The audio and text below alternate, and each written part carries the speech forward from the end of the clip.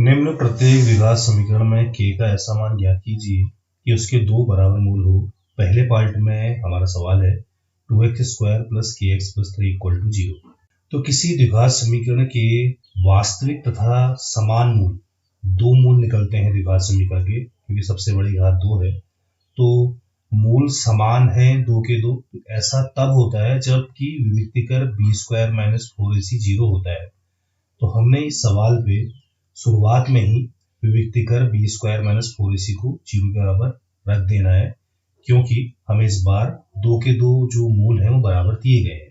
तो उससे पहले हम इस समीकरण की तुलना, जो हमें दी गई द्विघात समीकरण है, इसकी तुलना हम द्विघात के मानक रूप ax² + bx + c = 0 से कर लेंगे और यहाँ से मान निकालेंगे abc के।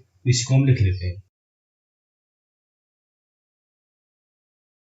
तो हम यहाँ पे देख सकते हैं कि द्विघात समीकरण के मानक रूप में x² का गुणांक a है, सवाल पे x² का गुणांक 2 है, तो a = हो जाएगा 2। द्विघात समीकरण के मानक रूप में x का गुणांक b है, सवाल पे x का गुणांक k है, तो b = हो जाएगा k।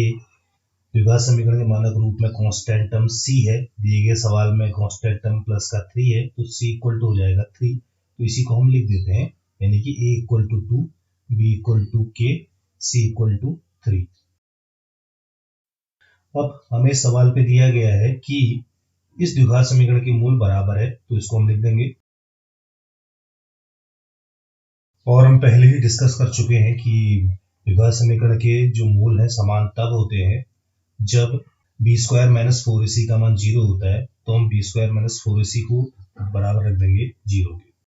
हम यहाँ पे वैल्यू पुट करेंगे, b की जगह पे हम रख देंगे k का स्क्वायर हो जाएगा, क्योंकि b² है यहाँ पे, -4 × a की जगह पे हम 2 रख देंगे, c की जगह पे 3 रख देंगे, इक्वल टू 0 के बदले पे 0 ही रहेगा। तो यहाँ से हमें मिल जाएगा k² माइनस, इनको आपस में मल्टीप्लाई करेंगे तो आ जाएगा 24 इक्वल टू 0। तो यहाँ से मिल जाएगा हमें k² = 24 इम्प्लाइज दैट यहाँ से हमें k की वैल्यू मिल जाएगी, ये जो स्क्वायर है उस साइड जाएगा और बदलेगा रूट में, और हमें दो वैल्यू मिलेंगी प्लस माइनस, क्योंकि जितने घात की समीकरण होती है उतनी ही हमें वैल्यू मिलती है। तो यहाँ पे k का स्क्वायर है, तो k की हमें दो वैल्यू मिलेगी, और जब वर्ग पक्षांतर होता है तो बदलता है रूट में, और उसके बाहर से हम पहले ही दो चिन्ह प्लस माइनस लगा देंगे। तो यहाँ से हमें दो वैल्यू मिल चुकी है, एक प्लस का √24, एक माइनस का √24। थोड़ा सा हम इसे सॉल्व कर लेते हैं। तो यहाँ से हमें k की वैल्यू मिल जाएगी प्लस माइनस √24 के हम यहाँ पे फैक्टर कर लेंगे। 24 में अगर हम 2 से डिवाइड करते हैं तो आता है 12, फिर 2 से डिवाइड करते हैं तो आता है 6, फिर 2 से डिवाइड करते हैं तो आता है 3, फिर 3 से डिवाइड करेंगे तो आता है 1। तो हम 24 को लिख देंगे 2 × 2 × 2 × 3।